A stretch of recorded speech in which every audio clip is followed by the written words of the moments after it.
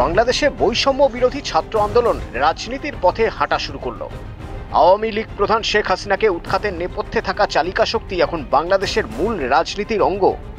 বাংলাদেশের এখনকার রাজনৈতিক দলগুলোর উপর আর ভরসা রাখল না নতুন প্রজন্ম। উত্তাল বাংলাদেশে তরুণ প্রজন্মের হাত ধরে শুরু হলো জাতীয় নাগরিক পার্টির পথ চলা। নতুন দলটির নামের ইংরেজি ন্যাশনাল সিটিজেন্স পার্টি, এনসিপি। নতুন এই রাজনৈতিক দলের আহ্বায়ক মোহাম্মদ নাহিদ ইসলাম, সদস্য সচিব আখতার হোসেন। নতুন দলের আহ্বায়কের দায়িত্ব নিতে গত মঙ্গলবার অন্তর্বর্তী সরকারের উপদেষ্টা পরিষদ থেকে পদত্যাগ করেন নাহিদ ইসলাম।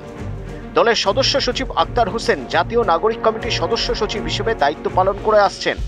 জ্যেষ্ঠ যুব আহ্বায়ক পদে থাকছেন সামান্তা শারমিন ও আরিফুল ইসলাম আদিব। জ্যেষ্ঠ যুগ্ম সদস্য সচিব পদে থাকছেন তাসনিম জারা ও নাহিদা সারওয়ার। প্রধান সমন্বয়কারী পদে থাকছেন নাসিরুদ্দিন পাটোয়ারি।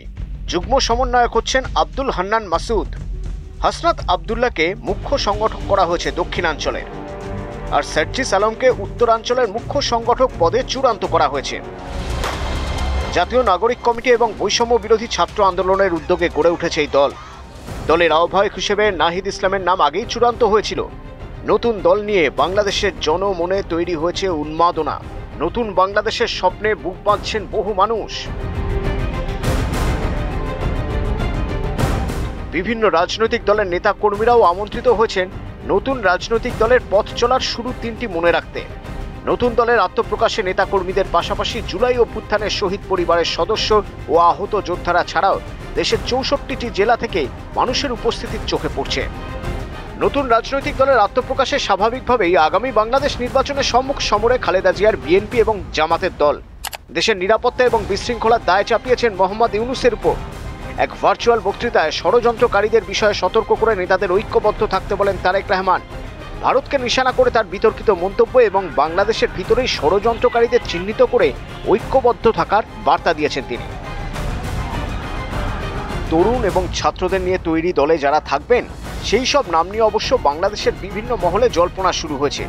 একাধিক বিশ্ববিদ্যালয়ের জনপ্রিয় ছাত্রনেতারা নতুন দলের আনুষ্ঠানিক মঞ্চে থাকতে অস্বীকার করেছেন। জামাতের ছাত্র সংগঠনকে দূরে রাখা হয়েছে নতুন দল থেকে। 1.5 শতাধিক সদস্যের এই কমিটিতে নানা মতাদর্শের ব্যক্তিদের দেখা যেতে পারে। স্বাভাবিকভাবেই বাংলাদেশের অস্থিরতা কাটাতে কতটা স্বতঃস্ফূর্ত সাড়া মিলবে তা নিয়েও প্রশ্ন কম নেই। আলোচনা সমালোচনা সব উপেক্ষা করে এক ঝাঁক নবীন প্রজন্ম বাংলাদেশের রাজনীতির ময়দানে, যাদের আন্দোলনেই দেশ ছাড়া শেখ হাসিনা।